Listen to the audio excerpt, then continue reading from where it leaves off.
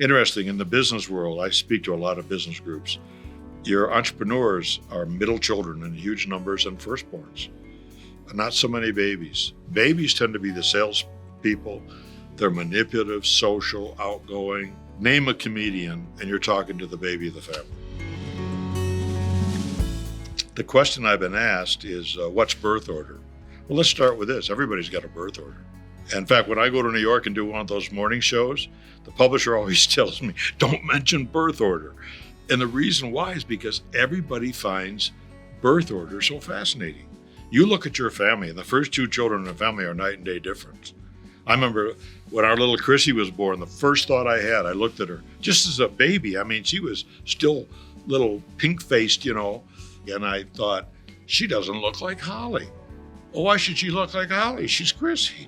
There's an expectancy there that these kids are going to follow suit. So birth order, to define it, is that fluid, dynamic relationship that exists between parent and child and children of one another. Firstborns are the ones that us parents practice on. If you're a firstborn, you're the lab rat of the family. Okay, your parents didn't know what they were doing. It was hit and miss, and they fussed about everything. So as different kids come in the birth order, we lighten up.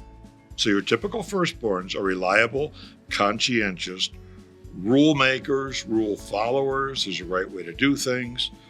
The astronauts in outer space, the first 23, 21 firstborns, 2 only children, not a middle or a baby in sight. If your youngest child is talking about being an astronaut, this might be a real good time to take them down to Starbucks and show them what the barrister does. Because chances are that kid is not going to be in space. They might act like they're in space. That's a whole other topic. So firstborn sort of set the mark. I mentioned earlier, the first 2 kids in the family are night and day different in almost all families. That second child is going to be the opposite. They're going to take that different tact. And of course, parents tend to parent kids the same, which doesn't work because you have to treat kids differently. So those middle children, they get squeezed. They got the crown prince or princess above them. They got little Schnooky, the baby of the family who got away with murder, beneath them. But they are negotiators, compromisers. They get along with people. They're great in middle management. They go with the flow. Interesting, in the business world, I speak to a lot of business groups. Your entrepreneurs are middle children in huge numbers and firstborns. Not so many babies. Babies tend to be the salespeople. They're manipulative, social, outgoing. Name a comedian, and you're talking to the baby of the family. I mean, all the old ones, Billy Crystal and Eddie Murphy and Jim Carrey and Martin Short, Chevy Chase, Steve Martin, Whoopi, Ellen, they're all babies of the family. The father of comedy, Charlie Chaplin, baby of the family. Well, what is it about youngest children that they become such entertainers and such? Well, they look up. And in birth order, you're always looking up. So the firstborn's models are adults. The secondborn model, now he's got, or she has, not only the parents, but now the firstborn. As you go down through the birth order, there's more models. So once these roles get filled, by the time that number 3 child comes around, or 4, that baby of the family, they're going to find a way to demand attention. So birth order in many ways is like when we were kids, you played on a sand pile or a dirt pile. And depending upon your gender, you played queen of the hill or king of the hill. And the idea was to stay on top of the hill, which meant when the other kids came up, you pushed them down or whatever. It was just a rough and tumble game. So birth order is sort of like that. There's a striving for superiority. That's sort of a nutshell of what birth order is all about. Now, there's variables that affect that. Age, gap between the births of kids. So when you see a 5-year gap between the births of children, you sort of draw another family. So it's not just cut and dry. All firstborns are not the same. All middles are not the same. All babies are not. Only children are little adults by age 7 or 8. And they're walking around at 8 doing logarithms in their head. They're very successful people, by the way.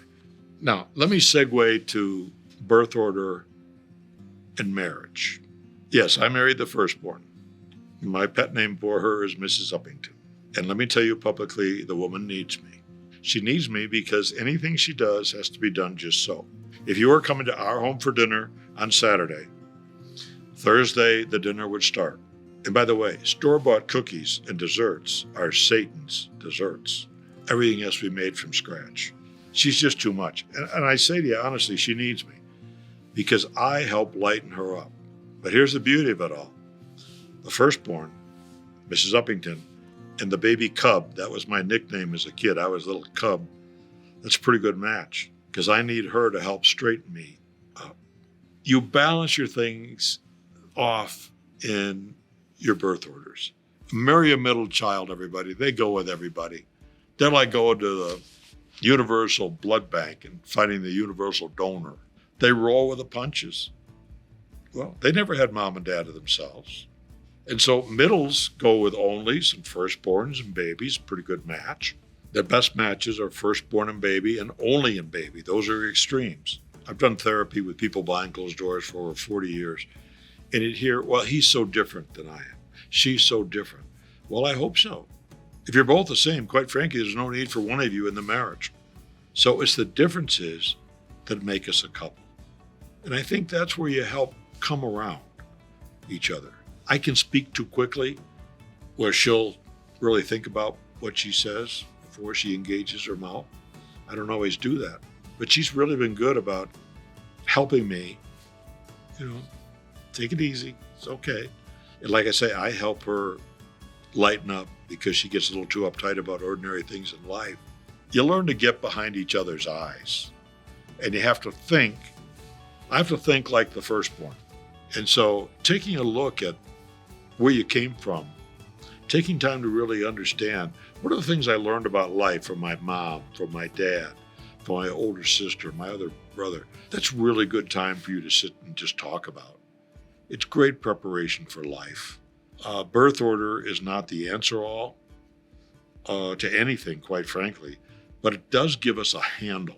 My friend Gary Chapman wrote The 5 Love Languages, and I think the 5 Love Languages and the Birth Order book have a lot in common because it gives us a handle on how to get behind somebody else's eyes and see how they see life. And by the way, love languages, usually for a couple, are completely different. And the more different they are, the better they are. It's just like it is in birth order. If you talk to anybody who's married, they're going to tell you that something you got to figure out is communication. Now, again, if you're one of those couples that has a difficult time communicating, try this. Now, you both got to agree to this. You both have to say, honey, I don't know. I don't communicate very well with you. I don't think you communicate great with me. Just for the sake of our marriage and our kids, let's just try something. And just sit across from each other. But look in each other's eyes. And one person says something. It can be as long as a couple minutes long. From the heart. Something that's bothering you. You're getting something out, okay? You're not accusatory. You're just stating a problem. After that couple minutes, when you're done, you're quiet now. And now it's that person's, your mate's, opportunity to tell you what they think they heard you say. That's all. You're not defending yourself. You're not coming up with excuses. You're just sort of reiterating what you think I just heard. Then once that's done, then the person who originated the conversation says, yes, that's exactly right, or clarifies something. And now it's that other person's opportunity to share back. And you go back and forth. No one interrupts the other person. The rules are, you can't say never, you can't say always, you don't get mad, you don't leave. It gives you a chance to attack the problem. Communication is the key to success in life, in business, in marriage, in administration. The two shall become one. It's that oneness that gives you the satisfying joy, and I mean that, of being married. There's nothing better than being married. There isn't.